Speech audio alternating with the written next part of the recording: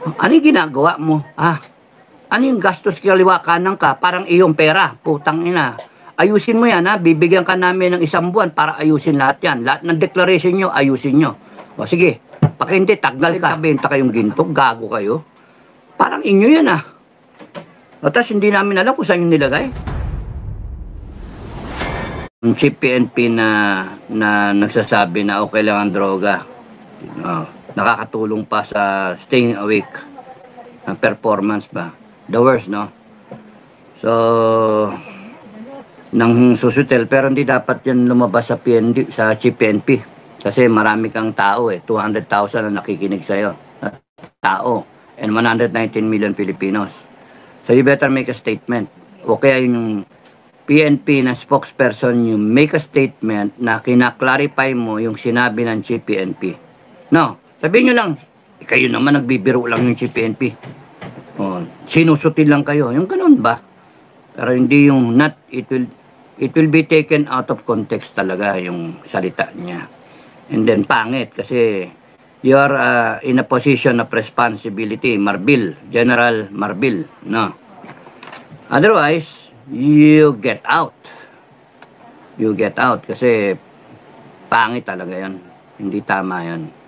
May drug war nga problema nga yung drug menace Kaya nga kasi kung okay lang yun, bakit may batas pa tayo ng tungkol sa droga? Bakit may dangerous drug board tayo? Bakit tayo may PIDEA? But may PIDEG, no? Drug Enforcement Group, Drug Enforcement Agency. Kung okay lang pala ang droga sige, anong gusto nyo? Magbilihan ng droga na yung Pilipino? Baka kasama na kayo sa... Yun yung General Marbil, yun yung doon, yun yung issue. Kung okay lang yan, huwag nyo kaming uhulihin, bibili kaming droga. Bibili na kaming droga, okay lang pala Putangin niyo, uhulihin nyo yung mga tao pagka bumili ng droga. Pagka yun ang mali. You're the chief PNP, you shouldn't say things like that. You've forgotten that you are the chief PNP, you're a 4-star general, you're the head of an agency. It's very dangerous to say things like that, kahit pabiro. Dapat, yung spokesperson, habol ka agad. Damage control or whatever. Okay, magre-react tuloy yung tao, galit tuloy tao. Yun nga, tapos tayo, ano gagawin natin? Kasi suportado siya ng kung sino-sino, DILG, presidente. Wala kang magawa. Di ba? Pero kung meron tayo nung proclamation number 2, meron tayong Council of Elders, sipa na kayo kagad. Pati presidente, hindi ka kikilos. DILG, hindi kayo kikilos, hindi nyo gagalawin, hindi kayo call to, laging reporting ang presidente doon sa Council of Elders. Yun yung gusto natin mangyari. Because, hindi pwede yung presidente, matapos mong iboto, matapos magmakaawa ng ganyan sa iyo, binoto mo, we're stuck with him for 6 years. A country on its way to progress cannot and should not, mga Pilipino, lahat kayo, Pilipino, pro Bongbong, pro Sara, pro everyone, no? Kahit kayo mga retired military men, no? Isipin nyo, yung sentido common. A country who is on its way to progress, no? Supposed to be, yung tatahakin mo, cannot and should not have a single day na ganyan. Lahat tayong magawa. You're stuck with 6 years na binoto mo. Hindi. Kaya nga dapat meron tayong Artikulo 1 na, nandoon ba na meron tayong Council of Elders, isang bagsak. Patawag ka. Kay Senate President ka, Congressman ka, patawag ka, love letter. Hello, papuntay mo nga dito si Tamba. Puntay lang yan. Walang true channels, diretso, kasi yun yung pinakaamo People of the Philippines. Ano yung ginagawa mo? Ano yung gastos kaliwa kanan ka? Parang iyong pera. Putang ina. Ayusin mo yan, bibigyan ka namin ng 1 buwan para ayusin lahat yan. Lahat ng declaration nyo, ayusin nyo. Sige, pag hindi, taggal ka. Wala kami pakailam na binoto ka ng taong bayan. Tangina mo. Ganoon, may mura pa. May mura pa. Sabay pagkapalabas, may mansisipa pa sa kanya, sa puwet. Para matauhan yung mga yan. Kasi, mga ano mga ano tawag, bangag na bangag sa kapangyarihan. O, Presidente, halika, tawag ka, love letter na naman. BBM, ano yung nabalitaan namin? Nagkamot ka rin ng ulo. Nagkamot ka ng ulo ngayon tapos napanood ka nga namin. Tignan panoorin mo yung sarili mo. Oh, pakita yung ebidensya. Oh, ano yan? Anong gagawin namin? Anong gagawin natin? Oh, anong klase ka?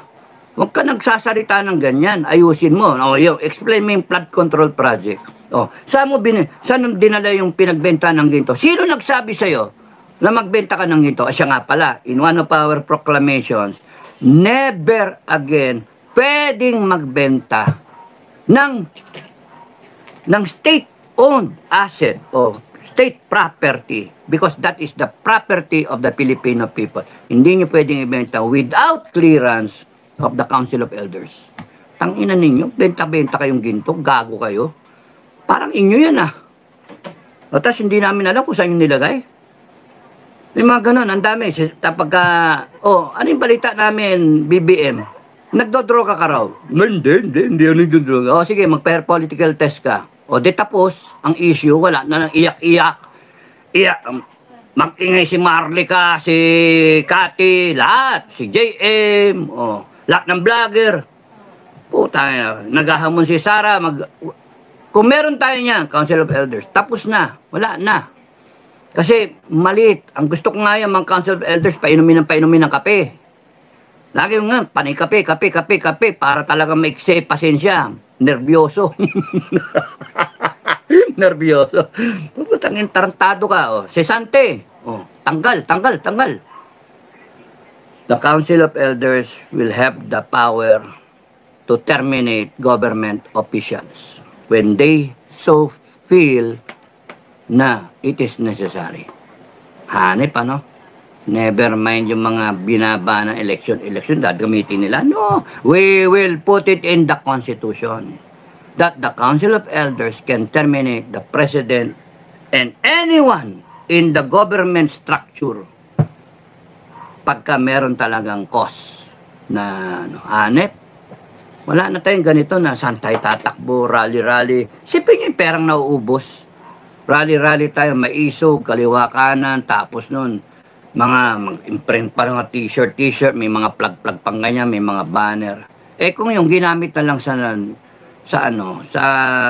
nation building, gagastos rin pala tayo ng mga ganon ba't di na lang gamitin natin para pakainin yung mga bata na nangangailangan kaya yung mga nangangailangan ng tawag dito, dialysis, di ba? It's a waste of money. Just because we are allowing ourselves, tatanga-tanga tayo, gumawa tayo ng sistema, tapos hinayaan natin, ngayon, ginagamit yung sistema against us. O, di ba? Mga loko-lokong politiko Tayo ang may kapangyarihan, mga kababayan. Tandaan nyo lagi yon. Kaya never again na ang politiko bobolahin kayo. Never again ang politiko gagamitin yung konstitusyon natin, Sumumpa lang yung mga yan na i-uphold niya yung konstitusyon. Ngayon, matapos nila i-violate yung konstitusyon, kaliwa ka na, binabiolate, binastos tayo, ninakawan tayo, Wala yung mga rights natin, life, liberty, property, kung ano-ano pa. Tapos ngayon, they will use the Constitution and then babanatan ka ng sedition o kaya kung ano-ano, rebellion, di ba? Tapos nun, babanatan ka ng mga kaso-kaso, tarantadong mga yan. You see? Wala Pero kung nandyan yung Council of Elders natin,